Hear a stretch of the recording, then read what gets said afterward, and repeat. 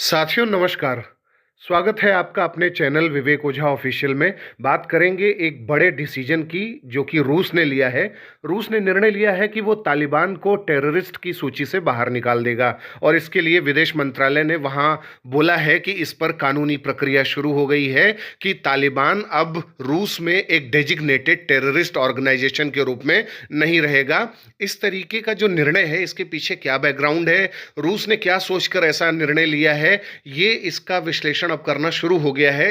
अलग अलग महकमों में इस पर चर्चा होनी शुरू हो गई है। लेकिन सबसे पहले हम ये जान लें कि वर्ष 2003 में तालिबान पर बैन लगाया था रूस ने और उसे terrorist designated terrorist organisation Russia में घोषित किया था और उसके साथ साथ अल कायदा पर भी उसने बैन लगाया था और उसे टेररिस्ट घोषित किया था, क्योंकि आरोप ये था कि जो नॉर्थ कॉकेसस रीजन है उसमें जो सेपरेटिस्ट लोग हैं, अलगाववादी लोग हैं, उन सबको ये सपोर्ट कर रहे थे, यानी तालिबान और अल कायदा और ऐसे जो इस्लामिक फंडामेंटलिस्ट्स हैं और इस्लामिक टेररिस्ट्स हैं। तो रशिया ने इसलिए उन पर प्रतिबंध लगाया और उन्हें टेररिस्ट घोषित किया था। लेकिन अब ऐसा क्या आ गया है, ऐसा कौन सा बड़ा जरूरत आन पड़ी है कि रूस ने यह निर्णय लिया है कि तालिबान को आतंकवादियों की सूची से बाहर निकाल दिया जाए। इस पर चर्चा करनी आवश्यक है। तो साथियों, यहाँ पर यह जानना आवश्यक है कि तालिबान जिस तरीके से आचरण करता रहा है, जिस तरीके से उसने अफगानिस्तान पर पूरा कंट्रोल कर लिया,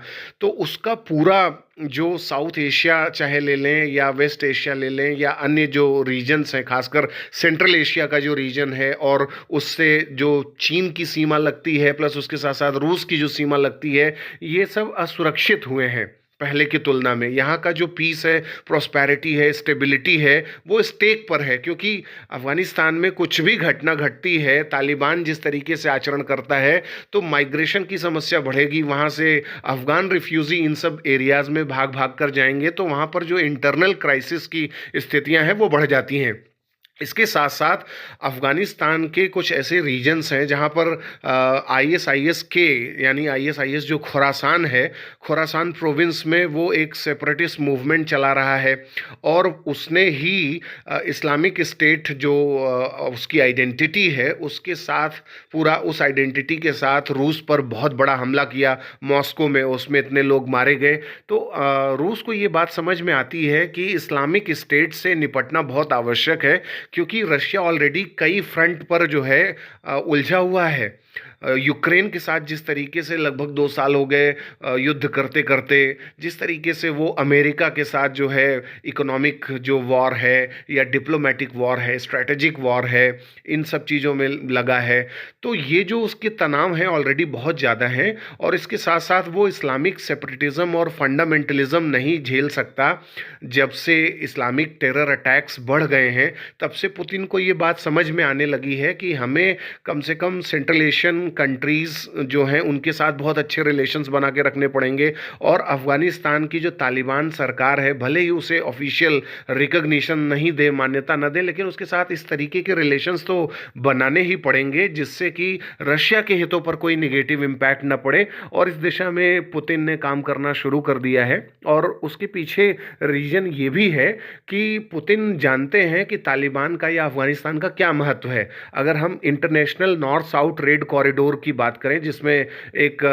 संस्थापक सदस्य है रूस उसका, तो उसका जो रेल रोड वाला जो रेल मार्ग है वो अफ़गानिस्तान और पाकिस्तान के रूट से होकर के जाएगा। तो अगर international north south trade corridor को सफल बनाना है तो उसमें तालिबान का सहयोग चाहिए ही चाहिए। उसके साथ साथ सेंट्रल एशिया में अगर स्टेबिलिटी चाहिए, क्योंकि सेंट्रल एशियन कंट्रीज़ के साथ जिस तरीके से रूस का बॉर्डर लगता है, तो वहाँ पर माइग्रेशन की समस्या, Islamic fundamentalism, separatism, narco terrorism, ये सब अगर बढ़ेगा तो रशिया को और ज़्यादा समस्या बढ़ जाएगी। इसलिए रूस इस समय सोच रहा है कि वो चाहे इस्तांबुल प्रोसेस हो, हार्ट ऑफ एशिया कॉन्फ्रेंस हो, मॉस्को फॉर्मेट हो, इन सब माध्यमों से अफगानिस्तान में एक बेहतर स्टेबिलिटी लाने की कोशिश करे। वहीं दूसरी तरफ तालिबान भी अपने लिए वैलिडिटी खोजने की कोशिश में लगातार लगा हुआ है और उसके जो फॉरेन मिनिस्ट्री के सबसे प्रमुख नेता हैं मुत्ताकी, उन्होंने साफ तौर पर ये बात कही है कि कजाकिस्तान और उज्बेकिस्तान दो ऐसे सेंट्रल एशियन कंट्रीज़ हैं जिन्होंने हाल में ऐसा निर्णय लिया है कि तालिबान टेररिस्ट ऑर्गेनाइजेशन नहीं है और उसके साथ हमें सहयोग के साथ चलना है। तो इस तरीके से आज देखा जा रहा है कि सेंट्रल एशियन कंट्रीज़, रूस, चाइना, ये सब तालिबान को किसी न किसी रूप में एडजस्ट करने की कोशिश कर रहे हैं, क्योंकि अगर हम देखें इसको हम अगर जोड़ने की कोशिश करें सैमुअल पी हंटिंगटन के थियरी से, उन्होंने जब क्लैश ऑफ सिविलाइजेशन का कॉन्सेप्ट दिया था तो उसमें उन्होंने कहा था कि दुनिया के 8 जो सबसे बड़े सिविलाइजेशंस हैं, खासकर उसमें जो इस्लाम है, उन सब के बीच में क्रिश्चियनिटी है, उन सब में आपस में जो कॉन्फ्लिक्ट्स होंगे उसके पीछे जो रीजन होगा वो रिलीजन होगा, रिलीजन बेस पर होगा। और माइग्रेशन, इकोनॉमिक डेवलपमेंट के जो मुद्दे हैं, उन सब मुद्दों पर कॉन्फ्लिक्ट बढ़ेगा।